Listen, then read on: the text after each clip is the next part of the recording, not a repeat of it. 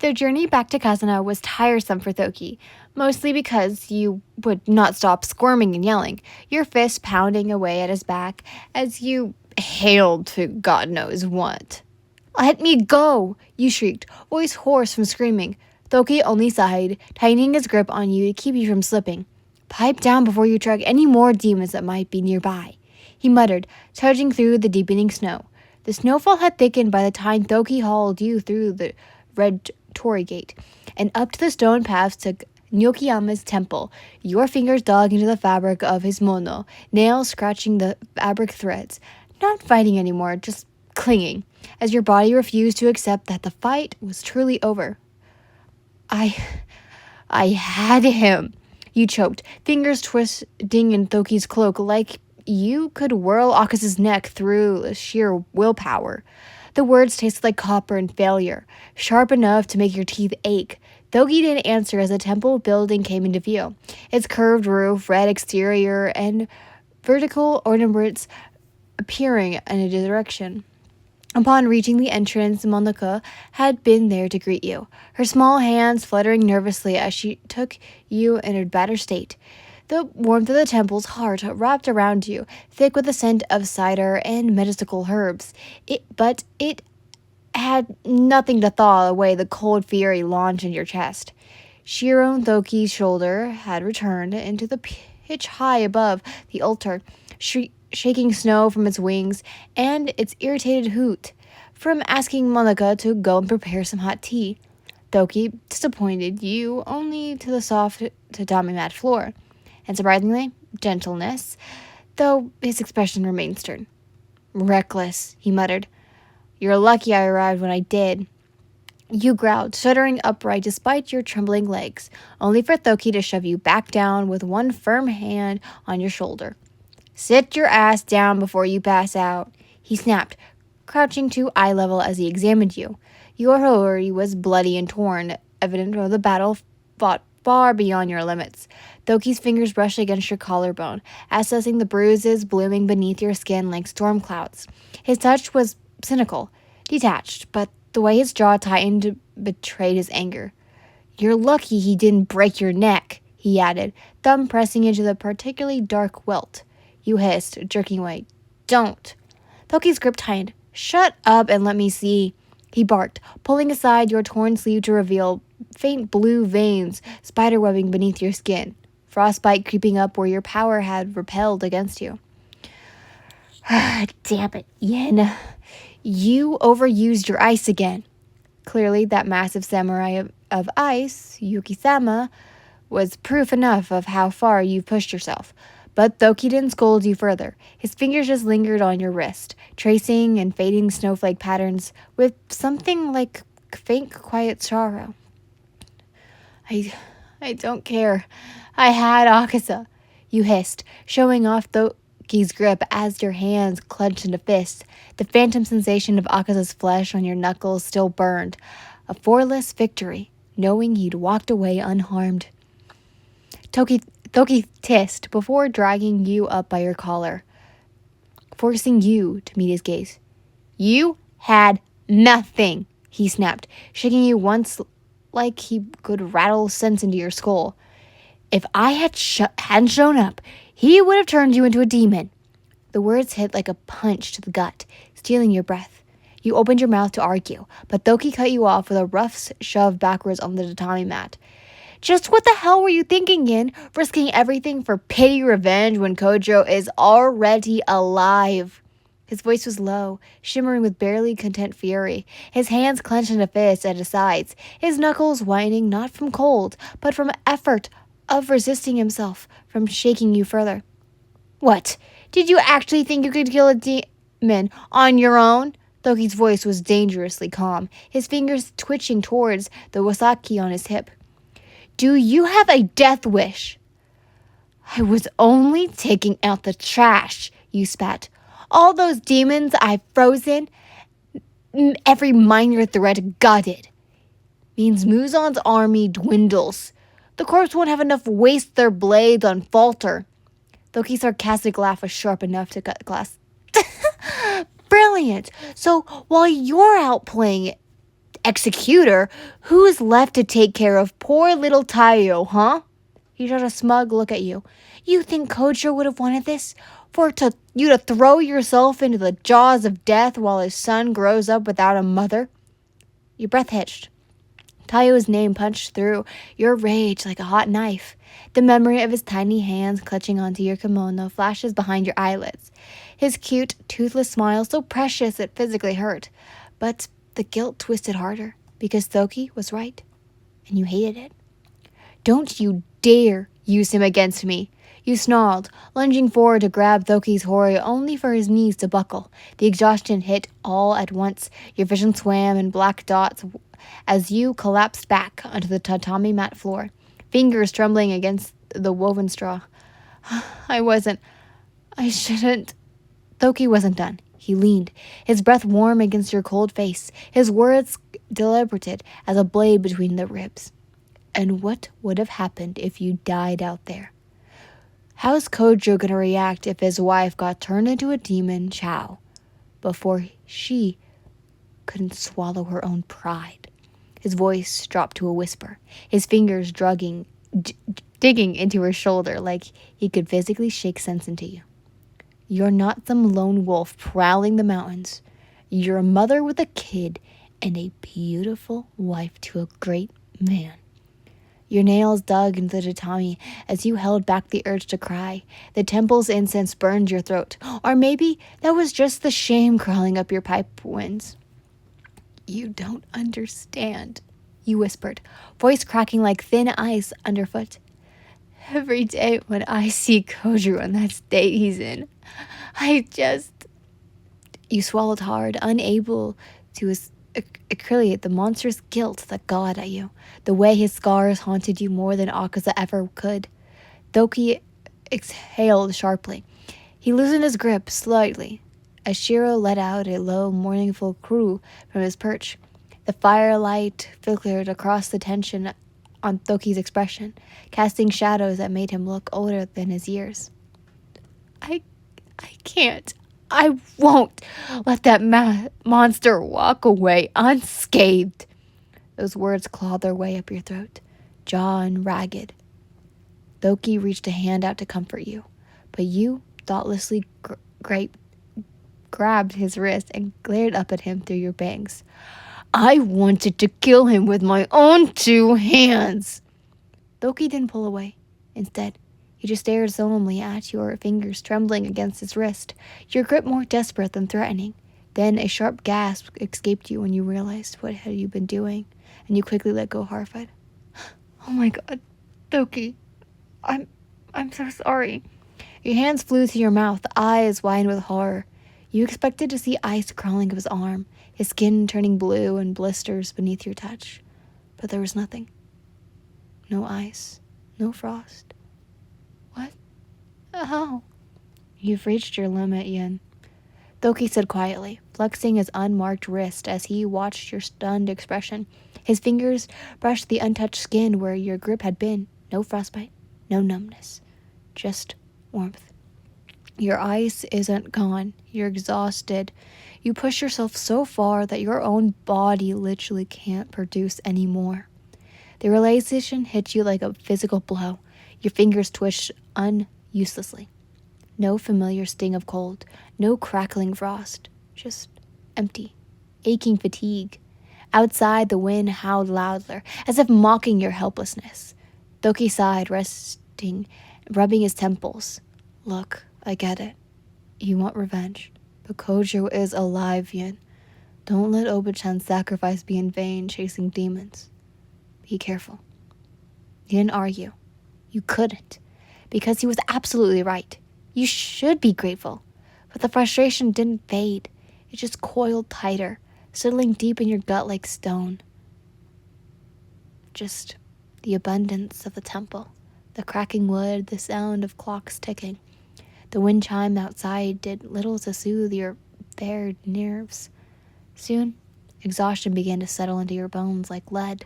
Your hands dropped limp into your lap, fingers still tingling with phantom cold, and Thoki's words coiled around your ribs, squeezing until your breath came in shallow, uneven breaths. The firelight flickered across his face as he edged closer towards you, slower this time, and pressed his palm flat against your head, warm, callous, and grounding. I know it's rough, Thoki muttered, his thumb brushing against your temple in an old gesture from childhood, one he's always used when you were upset. The way his fingers carded through your tangled hair was painfully gentle, and it only made the limp in your throat grow heavier. But you're not alone in this. You never have been. I just want this war to be over, you whispered, crackled like thin ice underfoot, the weight of exhaustion pressing down until your forehead touched Thoki's shoulder. He didn't flinch, just shifted his grip to steady you. I know, Snowflake, Thoki muttered, his grip softened but also strong, his gruff voice softening as snow continued to pile against the temple's wooden beams. His fingers traced idle patterns down your back. The scent of burnt wisteria still clung to his clothes, mixing the temple's incense in a way that made your nose itch. But charging blindly into danger like a honey badger isn't going to end this war. You've got to have faith in the demon slayers. Tears began to spill down your cheeks, hot, messy streaks of emotion running down your face. I just don't want anyone else to die, you choked out, pressing your fists against your eyes as if you could physically push the grief back in. You almost lost Kojo. If it weren't for Oba-chan's sacrifice, that truth carved itself deeper into your ribs with every shuddering breath. Though, you're grateful to have Kojo alive. You couldn't bear the thought of losing anyone else. Tanjiro and all your friends of the demon slaying course, they're all risking their lives against Muzan and his upper moons. But what if you lose him too? Your nails dug into Thoki's sleeve as if he might vanish like morning mist, and Thoki's exhausted sigh through his nose, his rough palm pressing against the back of your head, echoing you against the storm inside your chest. Listen, he muttered, voice low. This is a war. Death is inevitable. The words should have hurt more, but his grip tightened, grounding you. But don't forget, all of your friends are fighting for a reason, for a future where demons cannot reign unchecked. Humans are troublesome enough on their own. He chuckled, but it was dry, but his thumb brushed away a tear on your cheek. He's right. Humans are dangerous creatures on their own, able to start wars, commit atrocities, and destroy the environment they have made themselves. But they don't have fangs, claws, or demon blood to be terrifying. Therefore, Muzan is just a pesky thorn that needs to be removed. You exhaled sharply, pressing your forehead against Thoki's shoulder, further, if you could. Too drained to argue, too stubborn to admit defeat. The weight of his words settled like fresh snow, quiet, inevitable, insignificant. Outside, the wind howled through the torii gates, rattling the prayer pledges tied to the beams. Wooden wishes clattered like teeth. Shiro ruffled his feathers from his perch, golden eyes reflecting the heart's glow as he watched you both. Thoki pulled back, and just as soon to meet your gaze, again his dark eyes sharpened deeply, the exhaustion lining them. All of your friends know what they're getting into, and if they die with honor. They won't stop fighting until the very end. The weight of Thoki's words settled in your heart, a reminder of the harsh reality of the battle they were all facing. The thought of losing anyone else was unbearable, but you knew that each member of the demon slaying course was willing to make the ultimate sacrifice for the greater good. You're right. Your voice cracked. The realization that your ice, your birthright, your weapon, had abandoned you when you needed it the most, was a hollow ache in your chest. You felt stripped away of what you needed and felt useless, like a sword without its edge. I'm a fool for wasting my strength, you muttered bitterly, shaking at your empty palms where frost should have been shimmering. I'm useless now. Thoki sighed before gently bonking your head with a chop-like gesture, one he always did when you were being practically dense. Idiot, you're not useless. He reassures, his thumb pressing against your forehead as if he did imprint the truth directly into your skull. Your eyes will come back once you've rested and stopped acting like a self-sacrificing moron. You couldn't help but stifle a laugh at Thoki's rough comfort. His words were like jagged ice scraping away any self-pity clinging to your ribs. The firelight caught the silver streaks of his hair, the ones that hadn't been there before Abu-chan's passing. He was right, of course. He always was. But the hollow ache in your palms remained. You're now beginning to feel a little better now. Despite everything, your body still aches. Your mind still swirls with exhaustion. But the crunching weight of despair has lifted slightly, just enough to breathe. But Thoki's noticed shift in your expression, his dark eyes scanning your face before he exhales through his nose. Also, forgot to mention, he started, rubbing his neck. Kojo's awake. The words landed like a match struck in the dark. Instant, bright, shimmering. You jerked upright so fast your vision swam. Wait, what? The symbol torn out of you. Raw, just edge.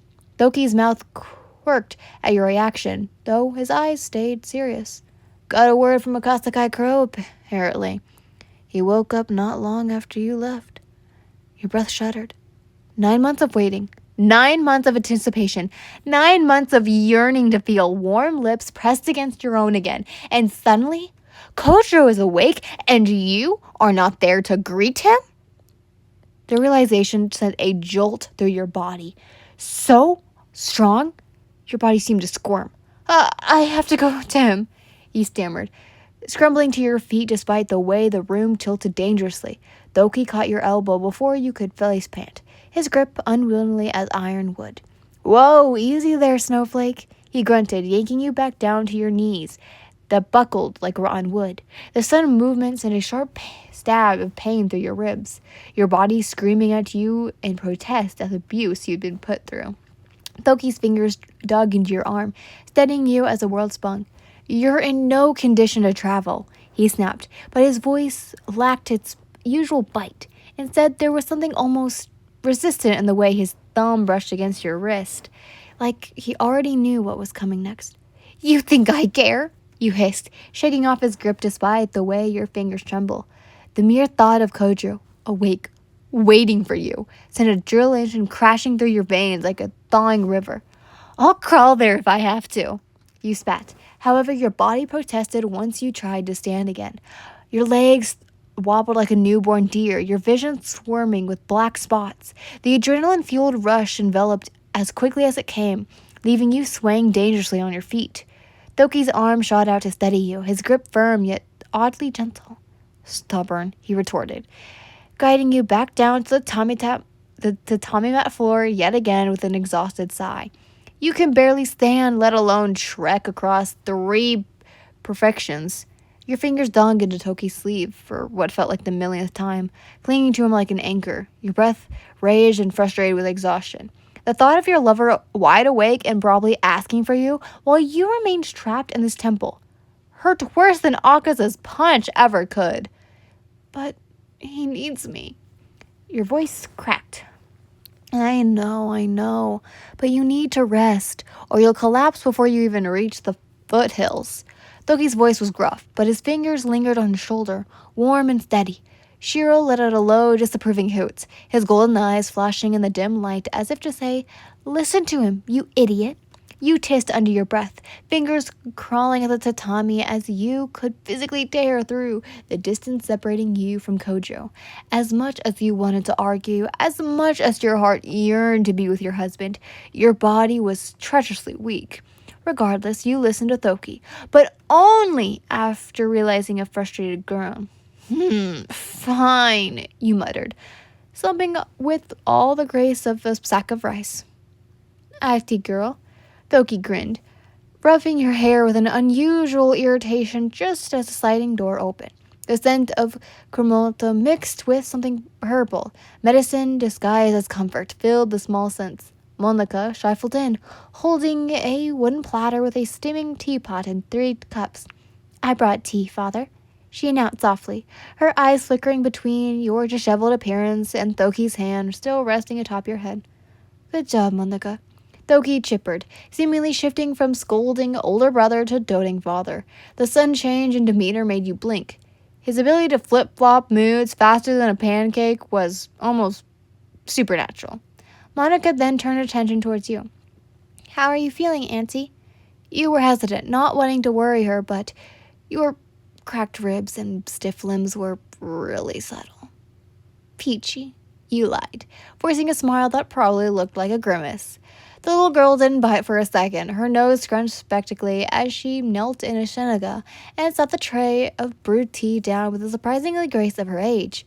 Without a word, she began pouring you a cup of tea, steaming curling lazily into the air, and you caught the unmistakable scent of painkiller herbs beneath the kimura. Thoki smirked when you spotted him in a betrayed glare, but Monica merely pushed a cup of the tea to your hands with a stubbornness that mirrored your own. "Drink," she ordered, small fingers pressing intently against yours. "I'll go and prepare a futon for you." And with that, she gets up and stifles out of the room, her small footsteps echoing down the hallway. You stare at the steaming cup in your hands, watching a reflection ripple on the liquid surface. The warmth of the teacup seems to your fingers, still numb from exhaustion, but you barely register it. All you could think of was Kojo, his voice, his smile, and the way his hands always found yours, even in sleep. The thought of him awake, confused, reaching for you in an empty bed, it carved something raw and desperate beneath your ribs. And suddenly, you felt Thoki's hand on your head. "Rest again. You need it," he said affectionately, his voice softer than you'd ever heard in years. "I'll send word to the butterfly state. Let Kojo know you're here." The gentleness in his tone made you, well, you don't know, but your throat tightened unexpectedly. "Thank you, Thoki." Outside, the wind had quiet to a hushed whisper of snowfall. The flakes drifted past the window like feathers. For the first time since Akaza's taunts, something bugle in your chest settled. As much as you were eager to return to your beloved Flame Hashira, you knew deep down that rushing off in your current state would only make matters worse. You let out a slow, shaky breath, one that carried all the pent-up frustration and helplessness you'd been holding into. For now, you're just going to have to rest here and regain your strength. If only. Hello everyone, so I'm going to make this quick, so you're probably wondering, "Oh, Ray, why is there 2 episodes today?" Well, if you noticed, I did not post yesterday because holy moly, I do not know what has gone into me yesterday, but I had, on a scale of 1 to 10, an 11 out of 10 migraine. So, what did I do? I slept from 6:15 p.m. to 6:20 a.m. Yeah. Anyways, but I hope you guys liked the 2 episodes that you get in one day, as a little sorry for yesterday. But I hope you guys enjoyed, and I love you all so, so, so much. Bye. Mwah.